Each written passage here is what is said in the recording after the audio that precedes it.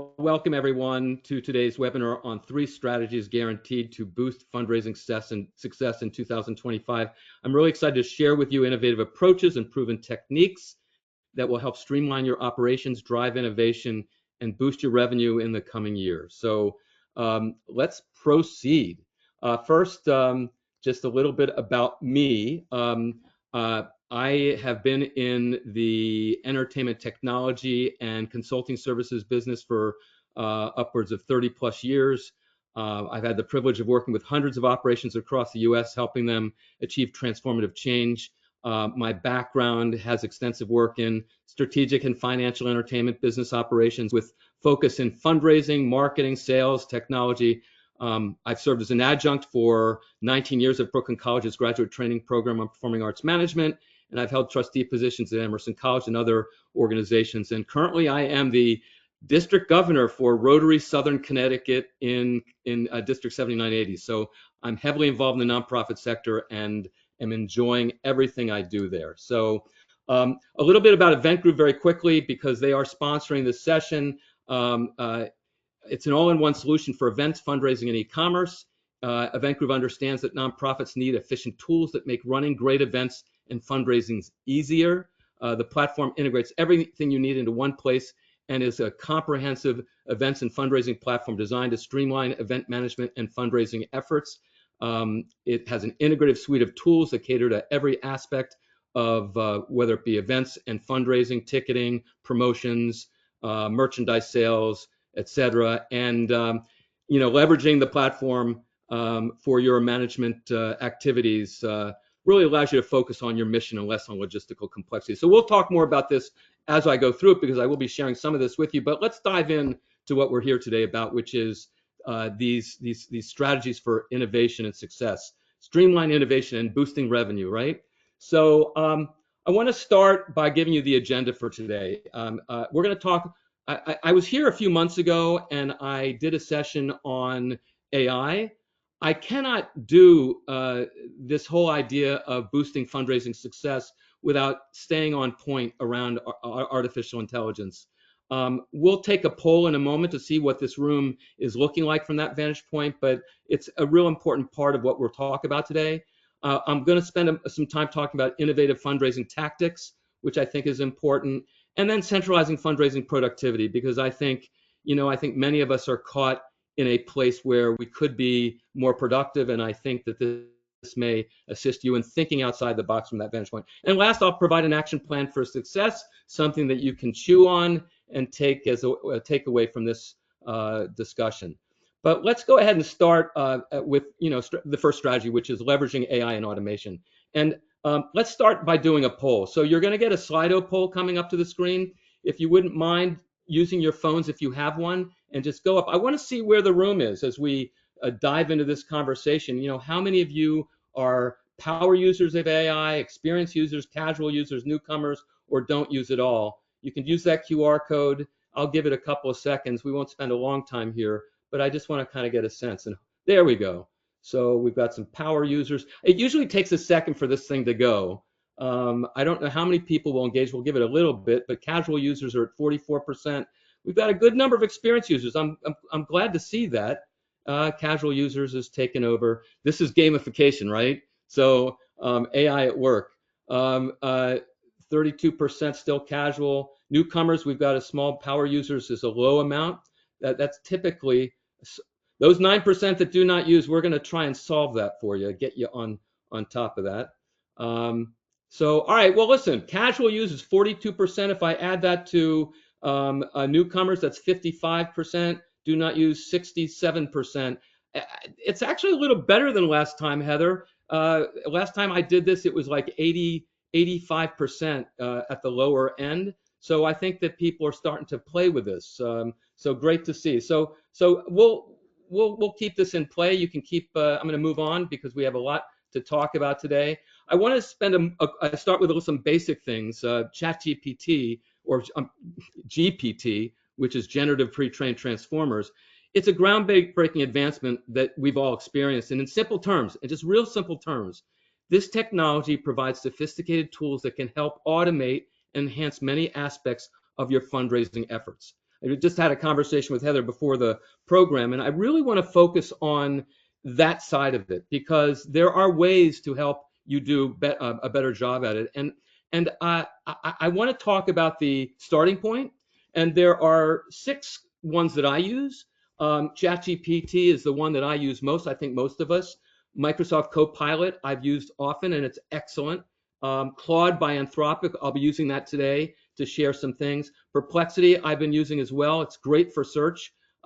Incredible. Jasper I've started using, very, very strong for business and marketing. And Google Gemini 1.0 Ultra is also very good. So these are out there, but there are a couple new ones out of the box that have just come to play. LeChat by Mistral AI, just over the last month came out, and DeepSeek, which many of you may remember this coming out and really being on the news a lot, developed in China for a fraction of the cost of what we've developed our AI here in the US on. But the bottom line is they all are very, very powerful. And we'll be talking more about this in terms of how it supports you. A couple of nuggets of data. If you have your phone out, there's an AI for that. This is a great website for grabbing a picture of all those AI components that are out there. You just put in a subject matter, it will find the AI tools that do that. And then you can rank them and see them how they work. So that's really, really great. I'll leave that up for a second. And I really urge you to play around with this website. And by the way, you'll get a recording of this. So if you don't grab this now, you'll grab it at the recording when we send out the follow-up. The second one is the best AI chatbots of 2025. This gives you a more in-depth picture of those that are out there. So I'm going to go into a video, and I'm just going to move into it right now, and then we'll discuss. So here we go. This is where AI is going to go. So right now, we are in the age of generative AI. So generative AI is ChatGPT, Midjourney. You're generating music, art, text. We're coming to agentic AI. Agentic AI is AI that can actually think like an employee. It can solve complex problems without human intervention. So you can go to your agentic AI and you will soon be able to say, listen, I run a real estate property company. I need a really interesting post to showcase my newest development. The AI will go analyze all the pictures in your Google Drive, pick the best pictures, which are going to create the best response, write a caption, come up with 3 different ideas, post 3 different ideas on TikTok, analyze the data, generate the video, generate the voice, generate everything, and then see which one has the best response, and then turn that into a Facebook ad, put that ad on Facebook, tap into your credit card account, go and deploy money to Meta to pay for the ad, analyze the results of the ad, decide if it should kill it, expand it, tweak it, optimize it, then get back to you in 48 hours and say, here's my report. And it'll do it better than any human employee. And it'll do it at maybe 1/100 the cost. We're going in an age of instant results. You've heard of software as a service. We're about to enter results as a service, RAAS. But that's just the beginning. Well, all I can say is, I don't know what you all are thinking right now because I can't see the screen, but the bottom line is it's crazy. I want to talk a little bit about SaaS versus RaaS. So SaaS is software as a service, and RaaS is results of a service, is what he kind of finished his conversation with. And it's kind of equates to pay to use or pay for winning. And it's really, most of us use SaaS right now. We're subscribing. We're doing some sort of payment up front to use the tool. I love the idea of RaaS because you're paid for the results. And so, for instance, Event Groove is a product that I'm going to talk a little bit more about later. That's really, it's keyed in as SaaS, but it's really RaaS because there's no cost. You pay on the transaction. You pay when the transaction occurs, or you don't pay at all. And it depends on how you set it up. That's powerful to be in a situation. Now, that can be in so many different forms. And in lead prospect management, for instance, for fundraising, if you can set up your prospect management where your cost of acquisition for that prospect is paid on the back end after you get the result, that's pretty powerful. So I'm sure that's something to chew on as you go into your group meetings at the office, but it's an interesting concept. Now, the next thing I want to talk about is agentive AI because he talks about that. That's what the whole thing was about.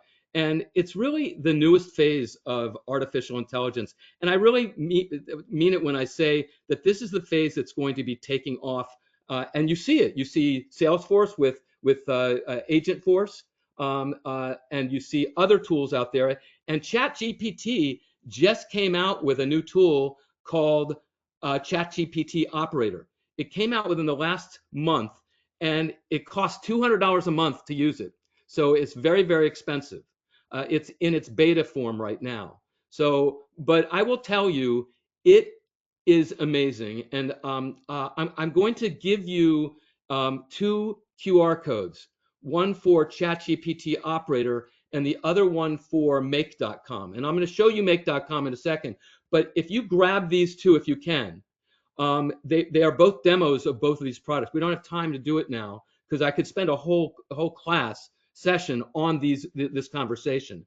But the one on the left, ChatGPT Operators with Sam Altman and his group at OpenAI, and it's a fascinating 30-minute demo of this platform. And the make.com is someone who really does tutorials very well. And I'm going to show you make.com. So I'm going to jump over here to the back end here. I think you can all see this. And this is make.com. This is the templates portion of the screen. The whole platform, if I go over here to the front of the platform, I've done a couple, and you can see I did one in early February, and I just played around with it. But this template thing, and you build scenarios, and basically it's creating a prompt scenario where you just set up the flow, the workflow, and it does it for you, literally on the screen in front of you. And so I'm going to scroll down and just pick one. Send Telegram messages with forecast tomorrow. So I click on that, it's going to open up this thing. Now that one's really simple. So let me go back and take another template because I want to show you one that's a little bit more complex. Let's see. Here's one. Find YouTube videos in your channel, summarize with ChatGPT, and email you the results. Now that's something that would be very functional for all of us. So this is an example of the workflow of this idea. And it just takes it through and does each one on a timed basis based on what's going on, and then delivers it to you via email. And it's all automated. So you really create your old automated programs out here, and it's a really fascinating focus. So I don't want to spend any more time there, but these are really cool. So grab these if you can. I also have some other things that I want to share with you, but before I do, I want to talk about AI capabilities because these are really kind of the key behind AI from a fundraising standpoint. So I really want to take note of what I'm about to go through. First thing is identifying donors. AI helps find new donors and predicts which donors are most likely to donate again. Yeah, I mean, this is really, really powerful stuff. The next one, automating tasks, streamlining the process and automating. We were just talking about that. That's really powerful. The whole idea of personalizing. I think we're going to talk more about this in a moment because that's one of the things that we really have to be very, very strong in from our fundraising standpoint, finding more ways we can personalize what we do and streamlining the process to do that, helping to improve our campaigns. I've got a great prompt to show you how AI can really focus in helping you build a campaign that is powerful from a marketing and communication standpoint. The fundraising appeal, I think, is important, and being able to craft persuasive appeals that drive impact, and then creating content. These are all great things, and this is all about efficiency. I mean, when you think about it, AI goes very, very deep, and I think for a lot of us, there's only so far we can go because we're all, novices at it. And by the way, I've been spending a lot of time with AI. I don't claim to be an expert, even though I know a lot, this is a really important area that we all need to gauge to. I was just listening to somebody in a webinar talking about an experience they had in Silicon Valley. They were in a meeting with a small group of leaders in Silicon Valley. One of them was a pretty high up leader. Now, they didn't name them, but I have an idea who it was. And the question was, where is AI today compared to where the iPhone was when the iPhone first came out? And the year this person gave us, was 1996. So think about this. I mean, we're in 1996 now. So we're now at 2025. That's 96? That's 20, almost 30 years, and 29 years. And this is where AI is. So think about think about how quickly we've gone where we are. So this thing is moving like lightning speed, and it's kind of crazy. So the other thing I want to talk about is considerations, and these are real important. data quality, privacy, ethics, and transparency. I think one of the, and I want to spend a moment here because this is really important from that vantage point. You want to ensure the donor data is accurate and audited. So make sure your data is clean, because we all know the adage, bad data in, bad data out. I'm sure you all have that covered, but I want to reinforce it. It's really key. The second thing is privacy. You need to obtain donor consent and implement strong data protection programs, a data protection policy within your organization. Really be measured on that. And when I say ask donor consent, that's for marketing purposes. You want to be able to, yeah, they may have given to you, but you want to have them agree for you to send them, other appeals and other scenarios. If you don't have them marketing opted in, that's a question mark that you've got to solve. So, and this is easy to do, but something you ought to focus on. Ethics, address potential biases in AI-driven data analysis and decision making. So this is, now we're getting into the ethical side of this. And, the other question comes out, is my data safe inside AI? Well, there are ways to turn off the public move of data that goes into AI, because the way AI works, right, it's building and pulling and growing from the information that goes in, but you can control that. So again, I'm just giving you thoughts to think about. And the last one is transparency. Be open about AI's role in fundraising to build your donor trust. I mean, make sure your donors know that you're being very specific and very key, and having an AI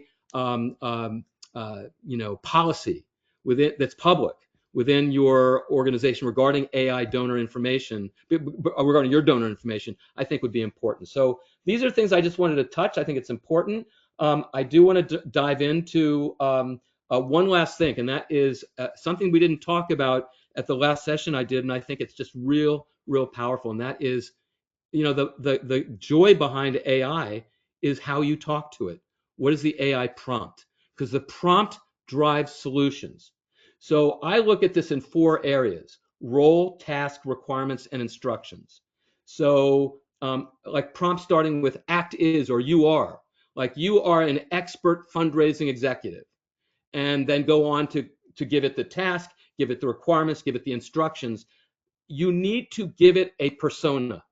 And the word persona is real important, because I could go in and say, act as if you are in the 5th grade and write a story about fundraising that will allow 5th graders to understand the importance of giving back to the world. And then go into the schools and start educating them about doing good in the world. That's a powerful thing. Think about it. When we start young and we start our fundraising conversations early, that, we know the studies have been done. People that have been involved with the arts or with any area at a young age, they tend to be aligned to that as they get older.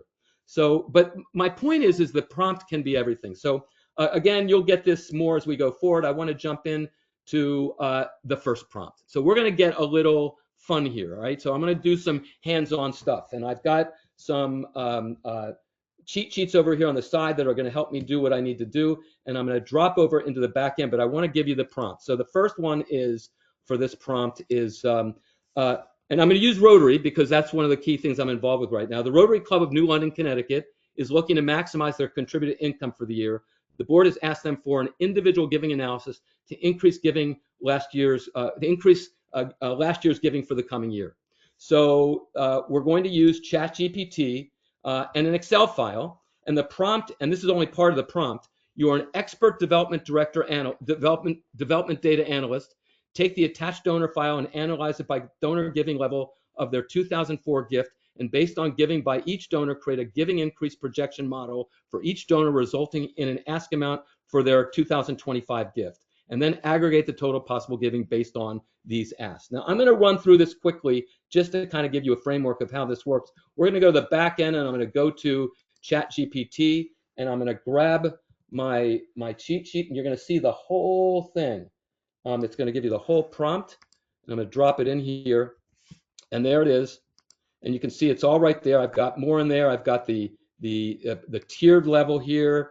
Hold on a second. I've got then I've got a continued instruction at the back end, which is basically provide the methodology, et cetera, et cetera, et cetera. So let's go ahead and let's see how this works. So I'm going to go ahead and click on it. It's going to go ahead and, now we're in regenerate mode. Uh-oh. So we go into our first glitch. So I'm going to refresh this screen here, and we'll kick it in there again, see if it works. That is the way it works. So here we go. And as we lose time here,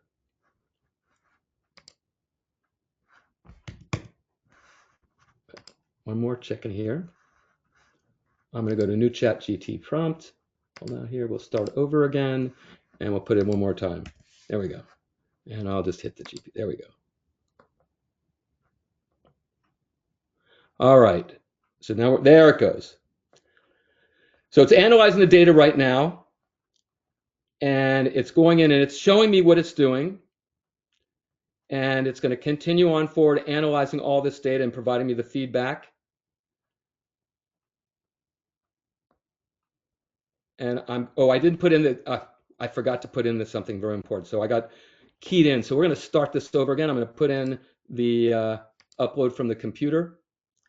Actually, I don't even need to do that. I can just drag and drop it in. So I'm going to go ahead and do that. Let's go ahead and do that. So I'm going to drag in the file. There we go. The data wasn't in, so now the data's in. And there we go. So now it's got the data. And now it's building the information from the data that I put in. It's continuing to build the file. And we're going to let this run for a couple more seconds, and then it will come up with the information and the finished product. You can see that it's already parsing the data here. This is a lot like an agent, because what it will do, it will show you on the screen, it will go into your computer, and it will literally go through the points of movement through all of the tasks. So it says the data set contains donor names, location, etc. I will now categorize donors based on the giving tiers and create the 2025 ask amount using a percentage-based increase method. Then I'll generate the requested visualizations and summary reports. So now it's doing. Now I did this several weeks ago for a seminar I did here in Connecticut for a bunch of Rotarians, and in the room was an executive director of a YMCA. And I turned to her and I said, "How long will this take you to do?" And she says, "Weeks, 2 weeks perhaps, to parse through all the data." And this did it in literally minutes. So that's when we talk about efficiency, that's what we're talking about here in regards to this particular tool. So now it's analyzing all the data and putting that in, and it's created the tiering, and now it's going to do the finished scenario here of putting together the final picture. I just wanted you to see this to kind of get a sense of this. It's powerful movement of information, and all I did was throw an Excel spreadsheet that contained the data along with a prompt, and it created the finished version. And it's going a little slower than I expected, but it's really, again, it's not really that slow if you think about it. So it's preparing the output file now in an Excel format, and we'll be able to bring it to the screen, because I asked for some charts and graphs and whatnot in the instructions. So the next one we do, we'll play off of this, which will be to create some personalization. But here we go. It's just about done, and it's summarizing everything. And we're getting to the final stage of this. So I hope, again, when you see this, there we go. It's providing the downlink for the Excel file, and I think we'll get the final output. Literally a couple of minutes it took to move through that. There it goes. Here we go. So we can see that there's the advocates, and the orange bar is the 2024 gifts, the red bar is the 2025 gifts, the benefactors, and the and et cetera, et cetera. He's now downloading the link. Here comes the Excel spreadsheet, and there it is. I'm going to go ahead and open it up. It's downloading the file. I'm going to grab the file. It's going to pull it up on the screen, and I'll show you what it did. So here's what it did. Here's the Excel spreadsheet that it created for me. Here are all the donors, and I'm just going to go ahead and click on this, and I'll make this a little bigger for you. View. I can do it down here. So there you go. So you can see all the, this is the dollar amount for the 2024 gift. This is the supporters. This is the ask. Here's the percent increase. And if I wanted to ask what was the methodology used, I could ask it. It would give me a full outline of the methodology.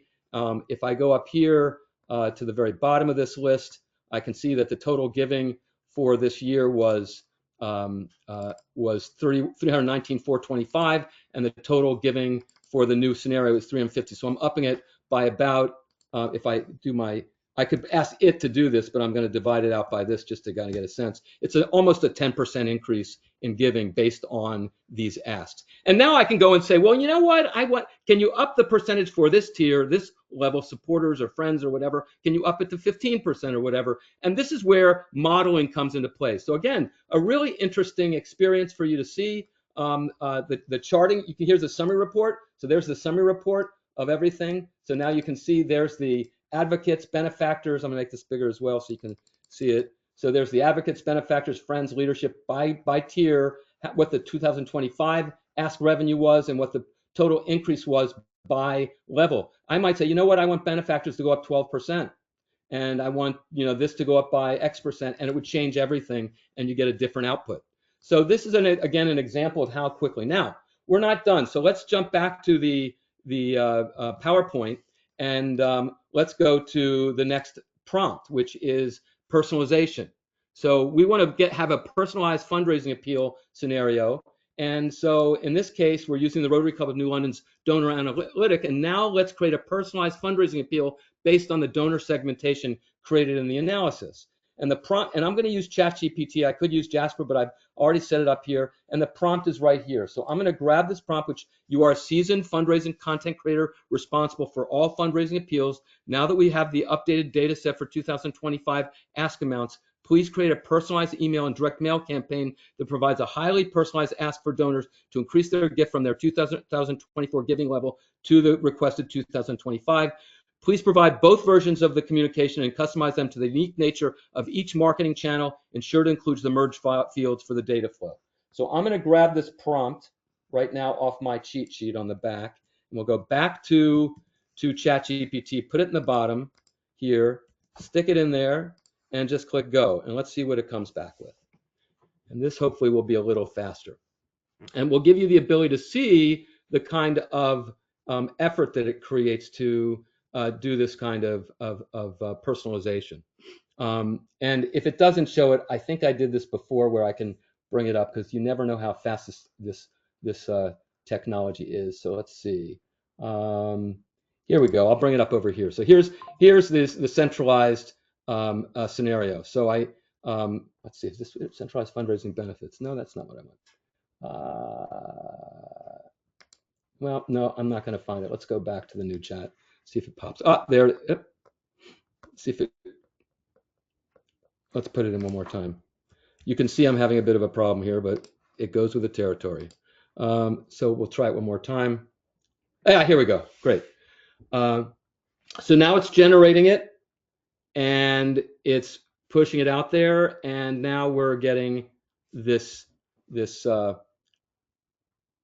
It's going to craft the personalized email and the direct mail fundraising tailored to appeal. It's acting very slow today. I'm sure there's a lot of users out there, so it'll pop it up. But needless to say, we'll come back to it, and it will be there as it's running in the background. So I want to jump back out and go to one more, because I'm going to go to another platform, and that's the third scenario, which is the campaign case statement.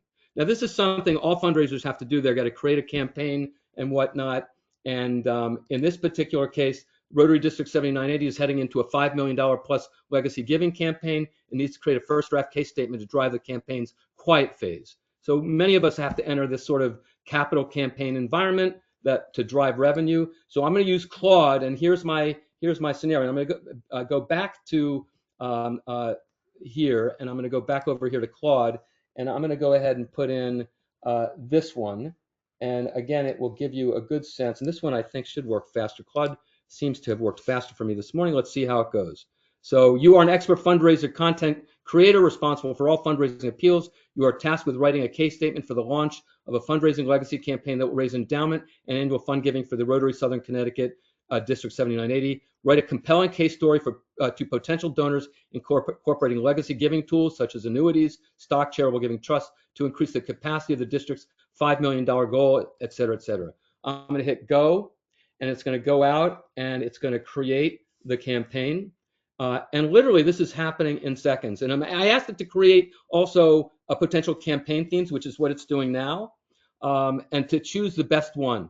So it's generating the best one. Now it's opening up the legacy area, and it's creating tomorrow's legacy, today's promise. And it's writing the case statement, which we can then take and we can edit. And I would urge anybody using AI to not go verbatim of whatever is out here, but to go into and to really begin to really parse it out, make sure it's your voice, et cetera, and kind of edit it to fit your voice. And there are great tools around that. But that's a great initial case statement to get you going and talking about the power of this and to help raise your nonprofit to the top of the giving scenario. And it's giving you why it's selected tomorrow's legacy, today's promise, et cetera, et cetera. Pretty interesting, right? So these are all kind of AI tools that are out there, and will support that process. One last one I want to share with you. This is outside the box.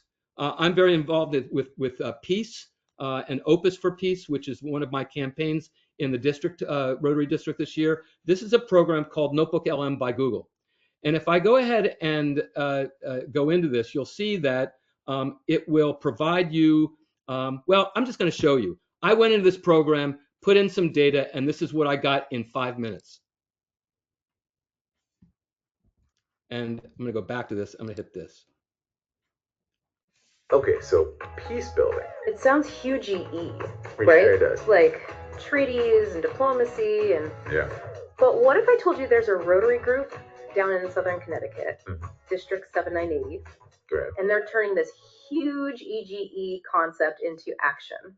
Wow. Like one community at a time. Wow. So I'm going to stop this for the moment. This is crazy. I created a 10-minute podcast by just putting in some data. And the data I put in was, where is it? Oh, here it is, down here. I put in this, oops, let me go back again. This data over here. I put in, actually, no, it was this data. You can see it all coming to at the forefront here. This is it right here. So I put in these 3 units of data. It created the whole thing. I hit generate, and it generated a 10-minute podcast with 2 individuals. Wild. So you can do that, and it's free. Notebook LM. So I'm going to put it back on the screen. Grab this URL and play with it. It's a lot of fun and a lot of great stuff. So let's go to strategy number 2: innovative fundraising tactics. Now, I want to talk about some fundraising ideas. We talked about AI-driven personalized fundraising appeals. So that's the first one. The second one that I really want to go in today is peer-to-peer fundraising and ambassador campaigns. And that's really tied to gamification, because I think gamification is trending really high right now. And so that's real important. And the third one is subscription giving, recurring donations with exclusive benefits. So I'm going to really focus on this one here because it's really a game changer from my vantage point. So AI-driven personalized fundraising appeals. This is really, where it gets its emphasis. That what we just experienced. It's data-driven and highly targeted.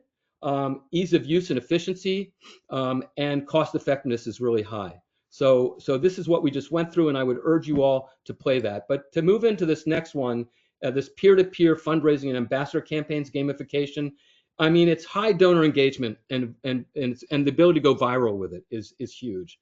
The setup and training is really easy, and there's literally minimal costs with a high return on investment. So this is why it's important. So I want to take you through a quick example of this, and to do that, we'll go over here, and I'm going to take you to Event Groove. This is Event Groove's event ticketing and registration platform. I'm going to take you into this first, which can totally be branded to you. And if I scroll down to the bottom, these are all events.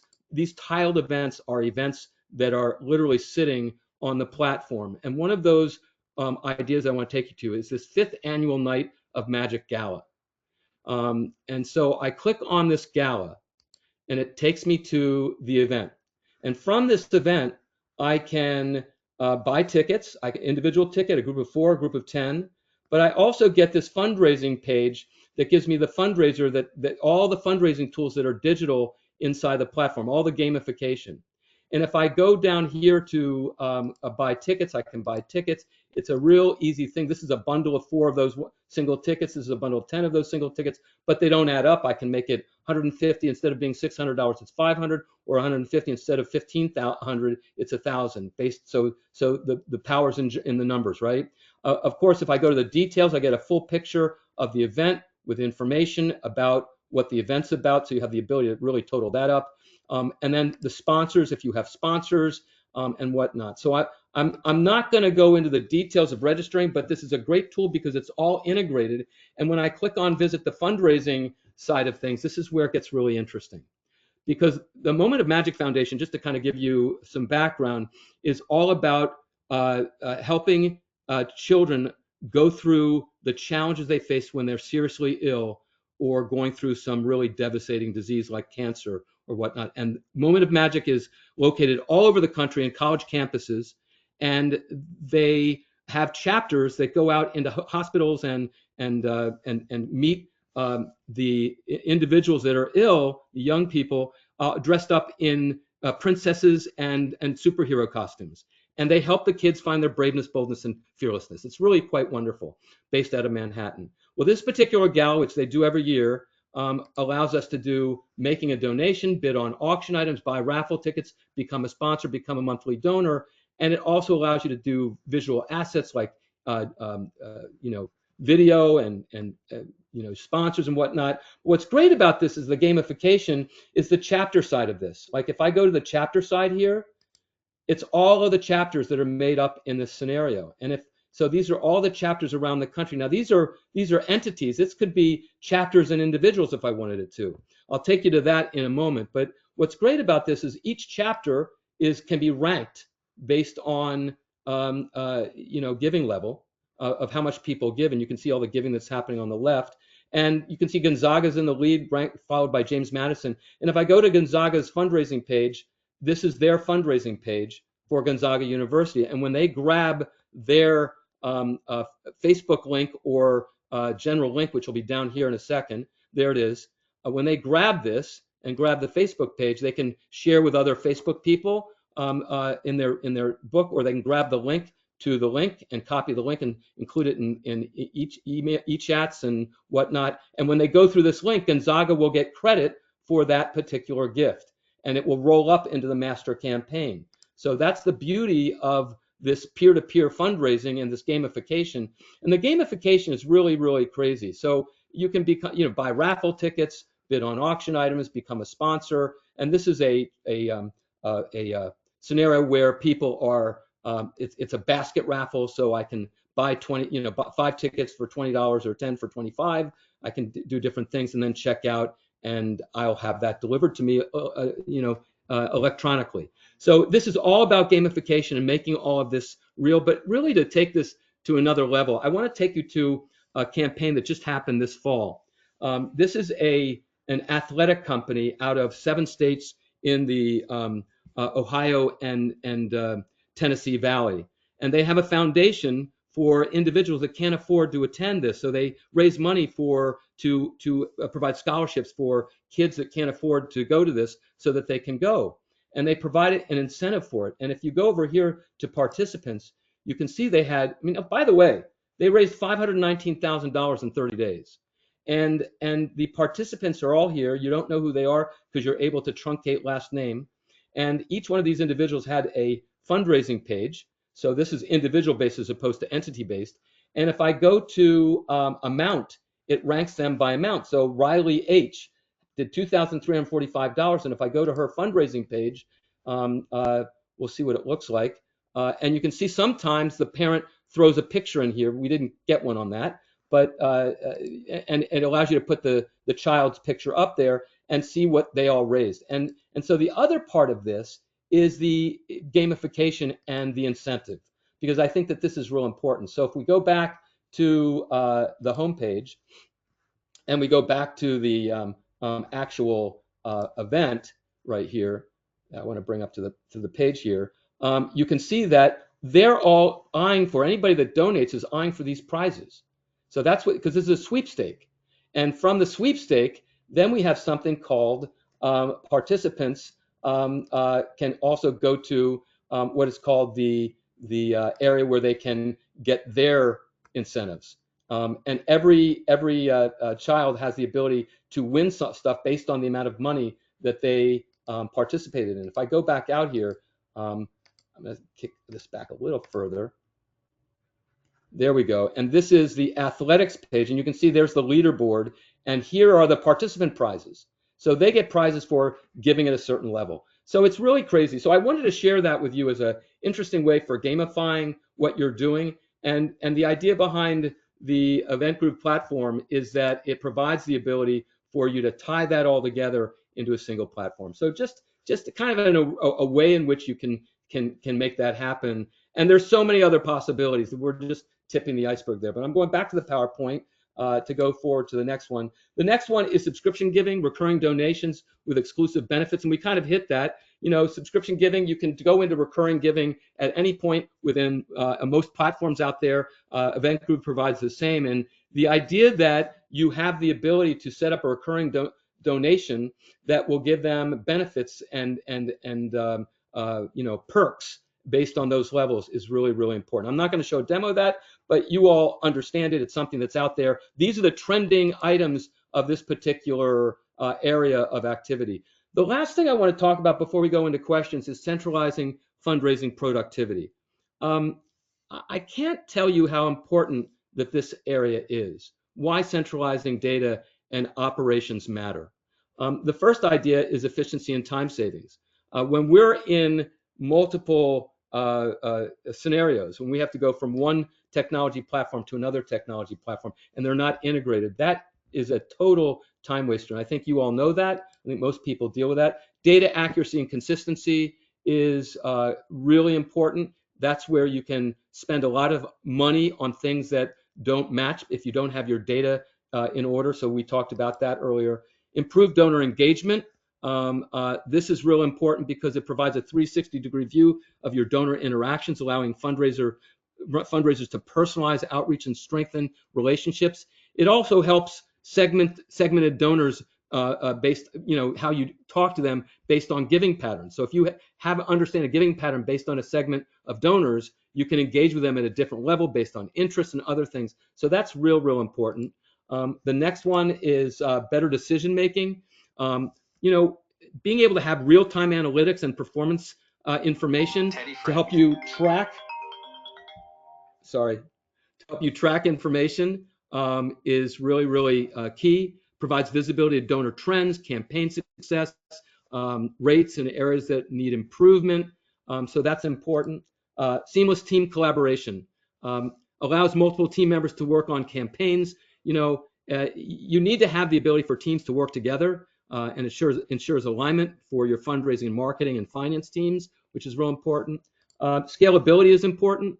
You know, you want to be able to start small but grow, and having all that data, you know, in one place is real important. And then the last one is compliance and security, which is well, second to last one is compliance and security, because you really want to make sure that you have your regulations, IRS, GDPR, which is data privacy laws, and making sure that your donors are taken care of, which we talked about. The last one is cost savings. You know, it reduces costs. I talked about that earlier. When you have different software platforms, you're merging information and it's not integrated, that can be impactful.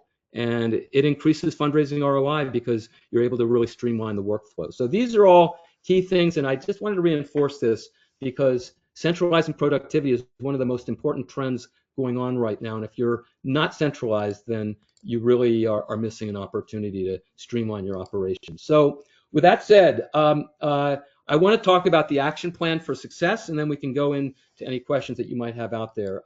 The first one I want to go for and is just talk about AI for a second. So if you're going to go into AI, start your AI process out with your nonprofit. You need to.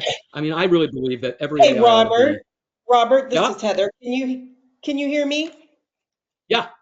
I'm not sure if you meant to turn off your deck, but right now we have a full screen of you on video. No, So no, I didn't. okay, so let's get your PowerPoint back on. Oh, hold So on a second. maybe share screen. I don't see it's not popping up again. Hold on a second. Let me try it again. Oh, there it So, is. Share screen. Yeah. okay, so share. Yeah, there we go. Share screen. Yeah, sorry about that. Oh, that's Appreciate your okay. letting. It happens. Let's see. Here we Do you go. see like share screen option? Yeah, hold on. I got it. Hold on one second. Okay. You see it now? There, I think it's coming back. There we go. Yep. Okay, all Let me good. jump. Oh, is that you see the starting initiating AI into your nonprofit? AI automation for nonprofits. Uh-huh. All right, great. So Okay. as I was saying, that you want to start small, but you got to start initiating this. I mean, I think that's real important. Identify where you want to use AI to help facilitate the efficiencies and to create a time savings. I mean, I will tell you, that example of that analytic, that donor analytic that would normally take that YMCA executive 2 weeks to get that data in front of her to make some decisions. To have that happen in minutes is, incredible. So really, really key. Identify your fundraising goals and review how they can be enhanced using AI. So you want to be very specific about where your fundraising goals are going to be set. Um, Assess your data and identify how your CRM can support your AI strategy. I think that the data that you use in your CRM and how you integrate AI and into that strategy is just critical. So these are all high level conversations. They're not going to happen overnight, but this is the roadmap to that conversation. Identify the tools for your development efforts. Well, I definitely think ChatGPT, Claude, and there are others out there that can do the work. But you got to play around with it, find the ones that work for you. You got to spend the time. And yeah, it's going to cost a little bit of money because there are advanced versions. Like I pay $20 a month for ChatGPT to give me an expanded role. I'm not at the $200 level yet. I will soon. I will go there. But I'm using make.com, which I am paying for on a little bit of level, but it allows me to play with generative AI.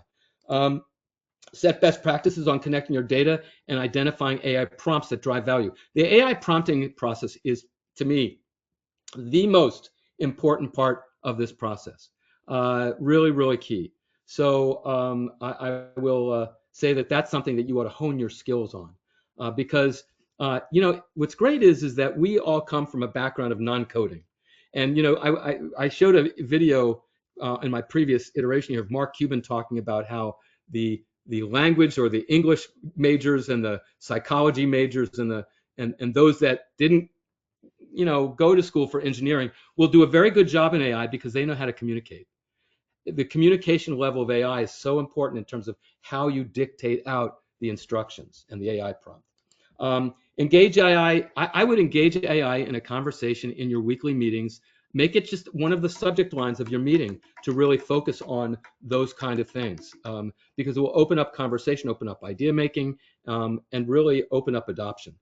But of course, be careful. I mean, I want to make sure I reinforce this. Proof your work, check your work, make sure the content is yours. Give it your voice.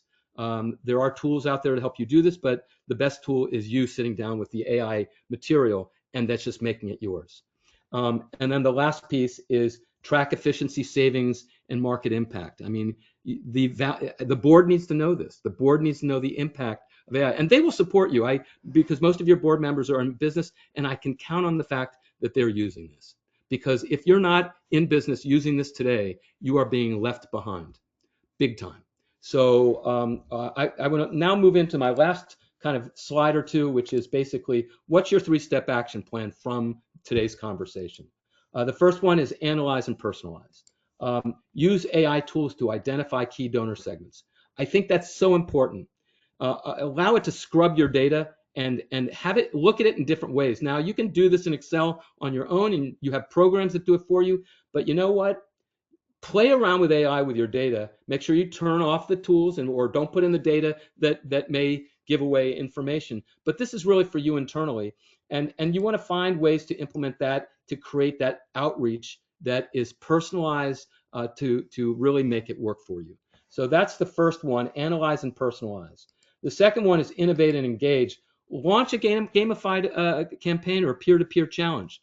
I really feel that this is just really, really a trend that people love. They love to be engaged and interacted with. Interactive technology is really the way of the world right now. And if you can find ways to get parents or friends to involve themselves in a game that, because we all love causes, and if we can connect to your cause in a way that allows me to have fun and engage and learn, if you can build learning into it, it's huge. So this is where we think outside the box and really create interesting ideas.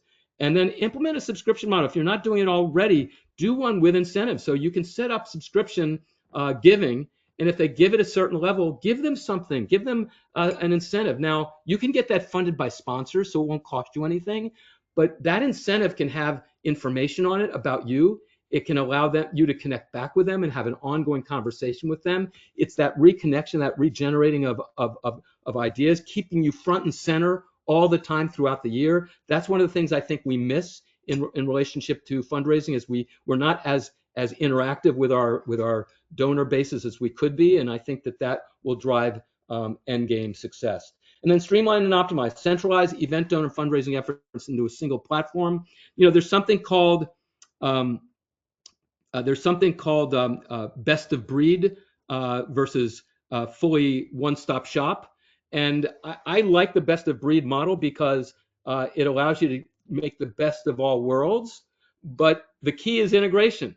So that's where AI comes into play. That's where AI agents come into play, because I could take different programs and create a workflow that brings them all together in an automated, integrated way to solve a problem. Because this is all about problem solving.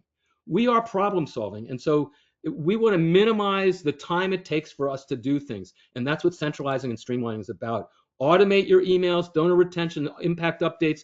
Try to set it so that you're doing as much as possible, and it can be programs you're using now like MailChimp or Emma or other programs out there for email, or Event Groove or Bloomerang or any other platform. They can all work together. They're all integrated, and there's a way to make it work. So that's what I want to leave you with. And for me and for Event Groove, just as a follow-up, more than happy to set any follow-up with any of you. You can click on that. It will take you to my calendar, and we will set you up with a conversation with one of the team members back at Event Groove to give you an idea of how that can make a really, how either Event Groove or further conversation around AI or fundraising, because we're all in this game and we're all in this to be consultative around supporting your needs. And with that, Heather, we can go into questions with the 5 minutes that remain, if there are any. Okay, great. Thank you very much. I had one question for you in particular, and anybody, if you want to send some questions, go ahead and do that. You mentioned how prompting was so important, and that's very true. How AI works for you is how well you know how to prompt. So a lot of that is about writing. But what do you think about where we will be in 5 years, maybe speaking our prompts, actually verbally communicating with AI? Well, I'm doing it now.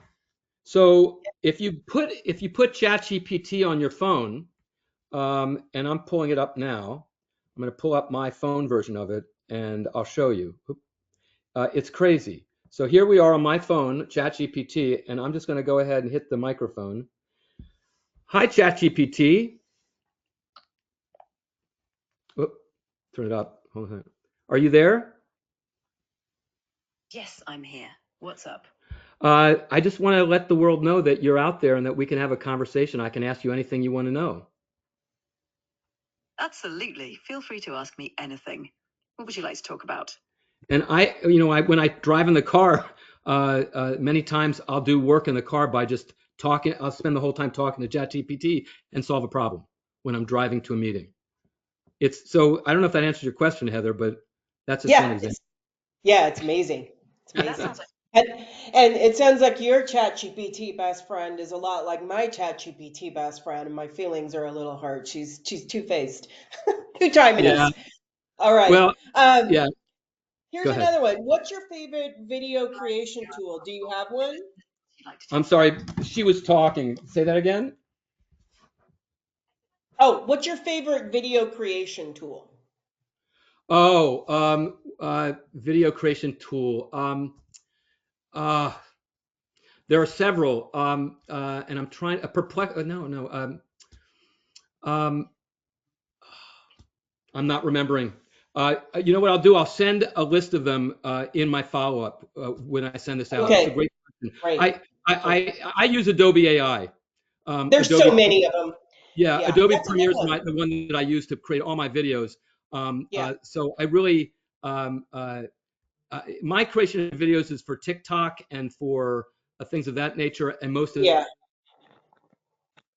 Oh, froze here a but there bit. are some incredible ones out there, and there's one I used recently, and I'll get it in the list so that everyone can get it. Okay, got to ask you a tough question. So a Go couple ahead. people missed it. The Excel spreadsheet that you uploaded, it had people's first and last name in it, which is PII, personally identifiable information, which you shouldn't be uploading to ChatGPT. So, unless you have permission, which I assume you got permission to do that, or they're fake people. So, They're what fake do you people. have? Yeah, what? How do you? So, in that example, you can't really use. I mean, what do you suggest nonprofits do? Like they say, is it okay for us to use your information in AI tools, or that they not use PII? What's your practice around protecting privacy?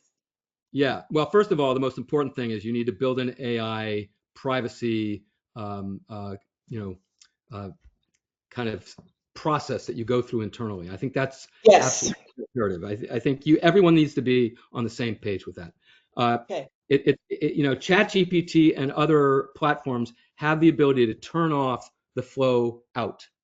So you need to Yes. make sure when you're doing this, you're turning the flow out. And what's interesting is that, So wait a you minute, know, that's important. So I think that is, do you mean by going to the settings and saying, don't right. use my Chat GPT account for training? No, no, you turn off the ability for the data for the program to go to take your data and push it out into the world. So Okay. it's Okay. there is the capacity to do that. And Okay.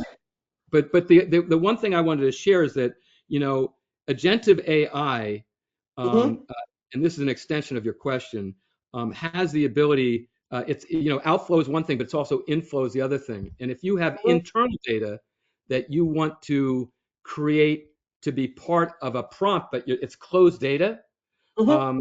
there's programs like Salesforce, like an agent force is one Eight. example, where Yeah. it will go into a closed platform. That's the beauty behind it. If you're using Yes. Salesforce, it will go into your program, use the internet and all the tools out here, but then go into your program and get the data it needs to solve that problem that you're asking it to do. So, Yeah. so there's two sides of that. But you're absolutely right. You need to protect your data. You need to build an AI policy internally, which is Okay. really Great. Great. And then, so yeah, that's actually, I hadn't thought about that. That's like Salesforce and agentic AI. It answers that question and keeps it all internal and private. So cool. All yeah. right. Here's an event group question, and apparently this is a thing. So does the organization need to hold a gambling license to do gift raffles on Event Groove? So what's great about yes, it depends on what kind you're doing, and every state has a different criteria Yeah. whether to allow it or not. So, for Uh-huh. instance, Event Group is based in Montana. We're not allowed in Montana to do online gambling of any Okay. kind. Uh-huh. But in Connecticut, where I'm from, no problem. And so every state has different. So on the Event Group platform, there's there's a knowledge base, and you click on gaming, and up will come every state and all of the criteria for each state. Now, there's a solution around it because, you know, a raffle is very different than a sweepstake. So a Yes. raffle that's gaming because it's chance. Whereas a Mm-hmm. sweepstake, there's the opportunity to get the ticket free of charge, and that Oh. removes gaming, which means I can get a free ticket. But Oh. people are giving for Tricky. yeah, but people are giving for a cause. So Mm-hmm. cause-based gaming in a sweepstake environment. And California is an example. They can't do gaming online. I've done many sweepstakes in California, and it's worked extraordinarily well. And the idea that I can do that and emphasize my cause, and you'll get a few that don't do it, but most people in their heart will give those funds. So Right. yeah.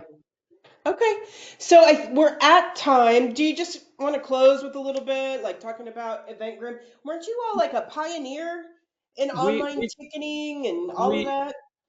We've been around since 2001. We're heading into towards our 25th year in operation, and Yeah.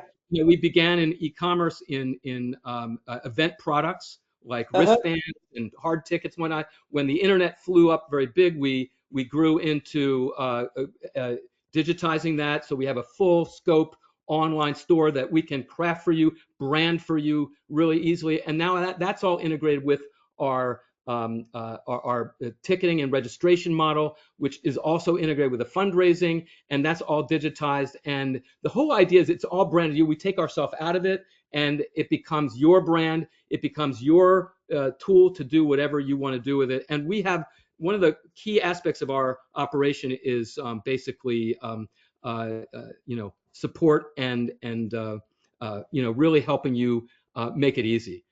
We're by your side. We're an extension of your business operation. So we'll support you and make sure you're a win-win. That's what it's all about. So if you want to learn more, click on the QR code, and love to talk with you.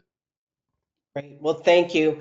So I appreciate today's webinar. I also appreciate Event Groove and working with your coworker too, Jessica. She's awesome. She's awesome. And She's listening. that's it. That's it, right? I can't think of anything else. That's good. I have my first ever volunteer dash intern, Leslie. She's on today's webinar too, so I appreciate that.